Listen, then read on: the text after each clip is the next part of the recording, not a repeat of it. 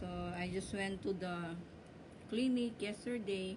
So, sorry, I don't have also uh, my teeth. I took it away because it's very hard for me to eat. So, I make my live video to show you how beautiful I am.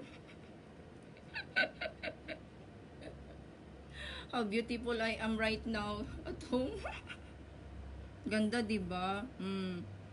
So, para na rin akong si Angelina Jolie later on. Okay, nagpaganda ako. Ayan. So, ayan yung result ng ayan yung result ng pandemic time sa akin. Hi Madam Annie, kasi I miss you so much. Nakita mo naman yung itsura ko ngayon, nagpapa-smile lang ako sa iyo. So, I just went to the clinic to have my legs fixed like